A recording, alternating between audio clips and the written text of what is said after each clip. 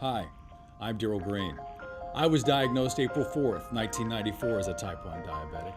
I'm one of more than 3 million Americans who have type 1 diabetes.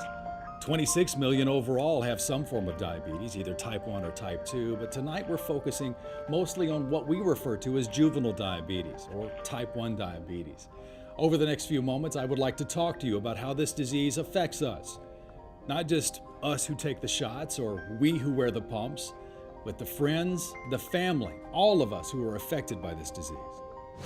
Many of you out there may not even know what diabetes is. Well, the scientific definition, there are two types of diabetes. Type 1 diabetes is an autoimmune deficiency where your body's pancreas just stops producing insulin. Of course, insulin is the hormone that allows us to use food as energy. And without that energy, well, you can imagine, just like a car without any gas, you don't get very far at all.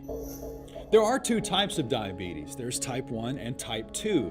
The majority of the 26 million Americans who are diabetic have type 2 diabetes, and they're able to control it most of the time with diet, oral medications. Sometimes if they lose weight and control what they're eating, they're lucky enough to have their diabetes remain in control for the rest of their life. Sometimes it just goes away. Type 1 diabetics, we're very different. The 3 million type 1 diabetics just like me out there among you require daily insulin shots to control our diabetes. Type 1 diabetes takes a terrible toll on the body as well. It's been referred to as the silent killer, but it can move quickly. It's America's leading cause of blindness, nerve damage, kidney failure, and even non-traumatic amputation. Also, if you have diabetes, you're 2 to 4 times more likely to suffer a heart attack or stroke. And because of the long-term effects that diabetes can have on all of your internal organs, your life expectancy can drop anywhere from 7 to 10 years on the day of your diagnosis. But there is hope out there. Researchers are working day and night, 24 hours a day in some cases, to find a cure for type 1 diabetes. The JDRF is a major player in that field, raising $1.5 billion since 1970 just to find a cure. In 2010 alone, $107 million was devoted to diabetes research. And rest assured, when you give to the JDRF, your money is going towards research. 80% of this foundation's expenditures go towards finding a cure and research education.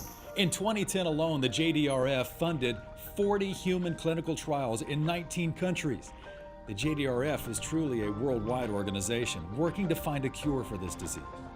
Since it was founded over 4 decades ago, the JDRF mission has been constant to find a cure for type 1 diabetes.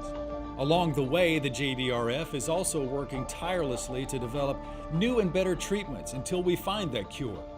That cure is out there, and we can find it with your help. I'm Darrell Green. I'm a type 1 diabetic, and like many of you, I'm waiting for that cure.